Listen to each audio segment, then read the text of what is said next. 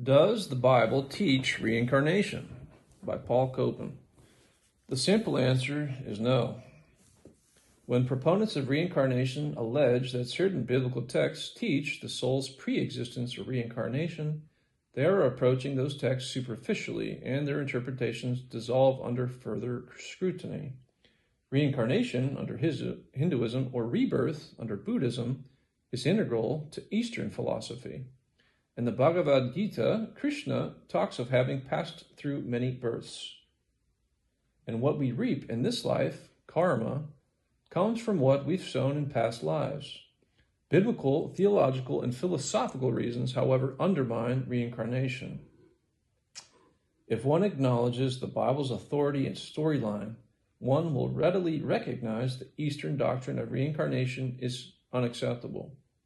Many claiming that reincarnation appears in the Bible would go on believing in reincarnation anyway, with or without biblical support. They read reincarnation into isolated verses, for example, statements about being born again in John 3, without respecting the biblical context or the worldview of the author. In doing so, they do not respect the biblical text as they would want their own Eastern texts respected. What if we read bodily resurrection into their texts? Each of us must die and then be judged by God, Hebrews 9:27.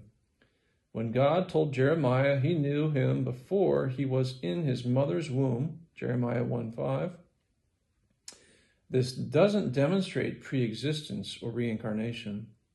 It only indicates God's foreknowledge and sovereignty. Notice Jeremiah did not say, "Before I was in my mother's womb, I knew you, God." That would make a persuasive case for pre-existence. Also, the disciples questioning whether the man born blind sinned before birth in John 9:2 does not express reincarnation, but rather reflects the rabbinic belief that a fetus could sin while in his mother's womb. See Genesis Rabbah 63.6. Furthermore, the historically supportable event of Jesus' bodily resurrection undercuts reincarnation. The biblical view of the afterlife is radically different from that of Eastern philosophies. True immortality is not the eradication or snuffing out, moksha, of the self, nor its absorption with the one, Brahman, like a drop in an ocean. To receive immortality is to receive an immortal, imperishable physical body. 1 Corinthians 15:53-34.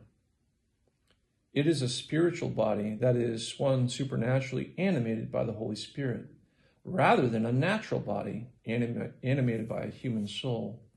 Immortality means being forever in union with God and living in God's presence with this new body in the new heavens and new earth, without losing individual identity.